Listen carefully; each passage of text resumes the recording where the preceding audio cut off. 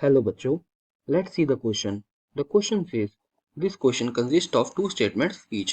So हमें कहा गया है कि यहाँ पे हमें दो स्टेटमेंट गिवन है, स्टेटमेंट वन है स्टेटमेंट टू.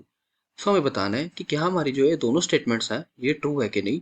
अगर ये दोनों स्टेटमेंट्स ट्रू हैं तो क्या हमारी जो स्टेटमेंट टू है वो करेक्ट एक्सप्लेनेशन है स्टेटमेंट वन की नहीं. सबसे पहले अगर हम अपनी स्टेटमेंट वन देखें तो यहाँ पे हमें कहा गया कि potassium, rubidium and caesium form super oxide. So हमें पता है कि जब हम इनको एयर में बर्न करते हैं तो ये सुपर ऑक्साइड्स बनाते हैं. तो सुपर ऑक्साइड्स हमें पता है कि वो कैसे होते हैं generally. It is KO2 type. तो हमारी जो स्टेटमेंट वन है ये करेक्ट है. स्टेटमेंट टू देखें तो यहाँ पे हमें कहा गया है कि the stability of the super oxide increases from potassium to caesium due to decrease in the lattice energy.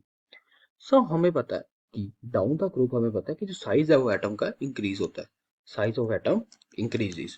So size increase होने के कारण हमें पता है कि जो हमारी लैटिस एनर्जी होगी ये डिक्रीज होगी, क्योंकि हमें पता है कि जो लैटिस एनर्जी होती है it is inversely proportional to the size and directly proportional to the charge.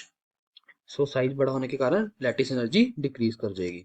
सो हमें पता है कि अगर लैटिस एनर्जी हमारी डिक्रीज कर जाएगी तो जो स्टेबिलिटी होगी हमारी जो सुपर ऑक्साइड की ये भी डिक्रीज कर जाएगी.